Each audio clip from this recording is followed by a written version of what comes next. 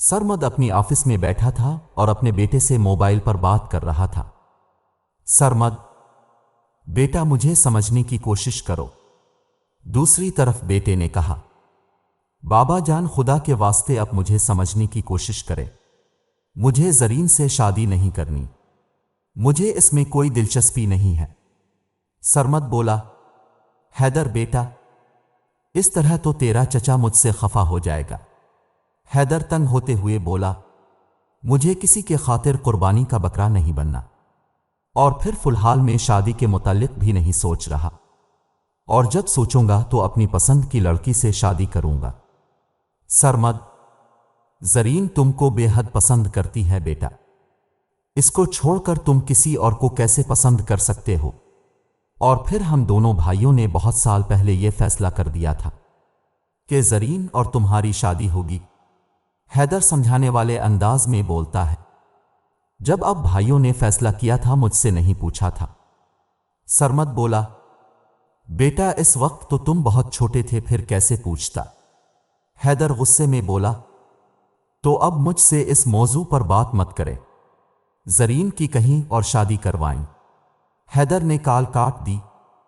سرمد نے موبائل کو دیکھا، پھر اس کو ٹیبل پر رکھ دیا اور سر پر ہاتھ رکھ کر بیٹھ گیا۔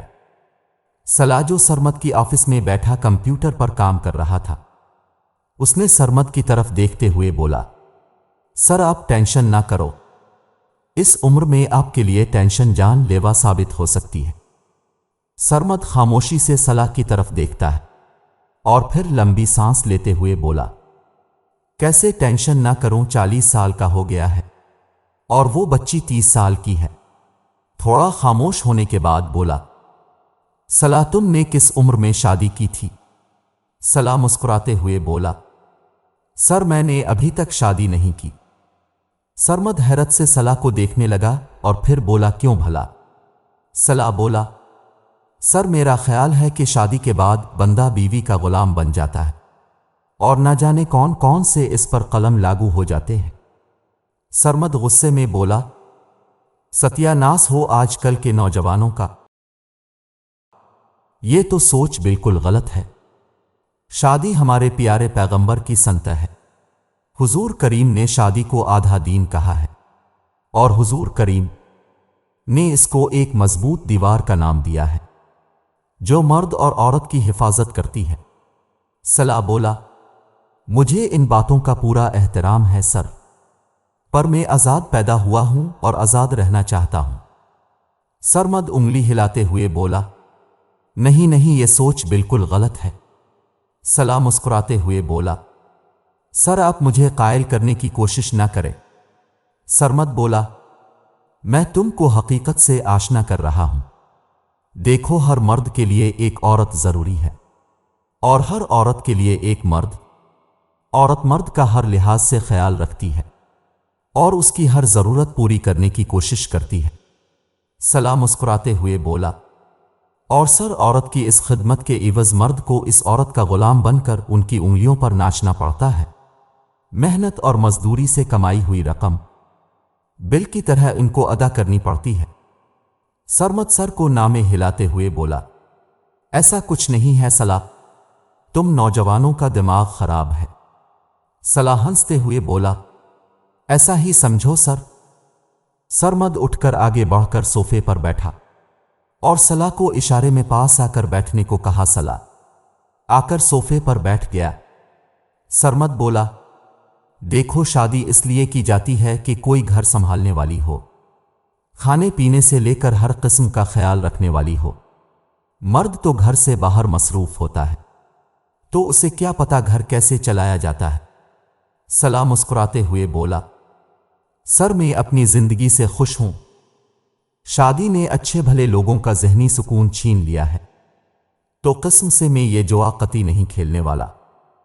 سرمد کچھ سوچتے ہوئے بولا، سچ مانو اس جوا کو کھیلنے میں بہت مزہ ہے۔ دیکھو سلا، گھر پر چھوٹے موٹے جھگڑے ہوتے ہیں نا، ان کا مزہ ہی الگ ہے۔ ان کے بغیر زندگی ایک ٹھہرے ہوئے پانی کی طرح ہوتی ہے۔ تھوڑی بہت نوک چوک کے بعد ایک دوسرے کو منانے کا مزہ ہی الگ ہے۔ کبھی مرد کو ہار مارنی پڑتی ہے اور کبھی عورت کو۔ سلا مسکراتے اور ہاتھ جوڑتے ہوئے بولا، سر جی اب پلیز مجھے میرے حال پر چھوڑ دیں، مجھ میں اتنی ہمت نہیں ہے، شادی کے بعد صرف مسئلے حل کرتا پھروں، کبھی بچوں کے تو کبھی بیگم صاحبہ کے۔ سرمد سلا کی طرف دیکھتے ہوئے بولا، ضروری نہیں کہ ہر کسی کی زندگی میں مسئلے پیدا ہوں، دیکھو اولادہ ایک بہت بڑی نعمت ہے، اولاد نہ ہونے کی جب تکلیف محسوس ہوتی ہے اس وقت تک جوانی کی ریل جا چکی ہوتی ہے۔ دیکھو سلا، تم میرے بیٹے کی عمر کے ہو تبھی سمجھا رہا ہوں، اس زندگی میں ہر گیم کھیلنے کا ایک وقت ہے، اور وہ گیم اس وقت میں کھیلی جائے تو بہتر ہے، اس امید میں نہ رہیں کہ کل کھیلوں گا، کل کسی نے نہیں دیکھا ہے۔ سلا خاموشی سے سرمد کے باتیں سن رہا تھا۔ سرمد بولا، ہمارے پاس صرف آج ہے، کل گزر گیا اور ماضی بن گیا، اور آنے والے کل کی کیا خبر کہ وہ اپنے ساتھ کیا لانے والا ہے۔ آنے والا کل بہت بھیانک لفظ ہے بیٹا۔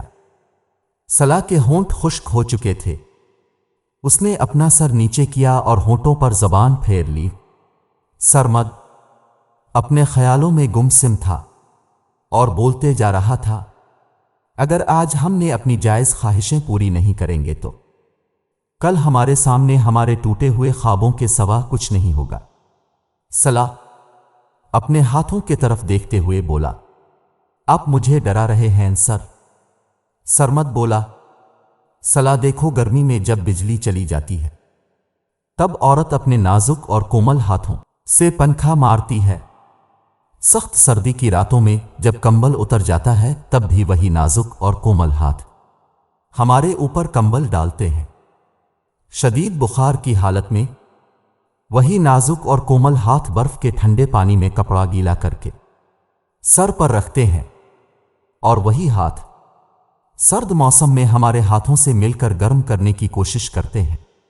سلا بولا، آپ کی باتیں بہت اچھی اور قابل غور ہیں سر، آپ نے مجھے نیند سے جگا دیا، تھینک یو سر، آج میں نماز کے بعد آپ کے بیٹے کے لیے بھی دعا مانگوں گا۔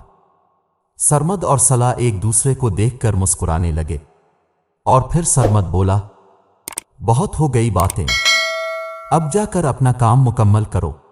سلا مسکرا کر جا کر کمپیوٹر کے پاس بیٹھا اور اپنا کام کرنے لگا، جبکہ سرمد آ کر اپنی کرسی پر بیٹھا اور دل میں دعا مانگنے لگا، اے میرے مالک، جس طرح سلا کا دل اپنے نرم کیا، میرے بیٹے کا بھی اس طرح دل نرم کر دے۔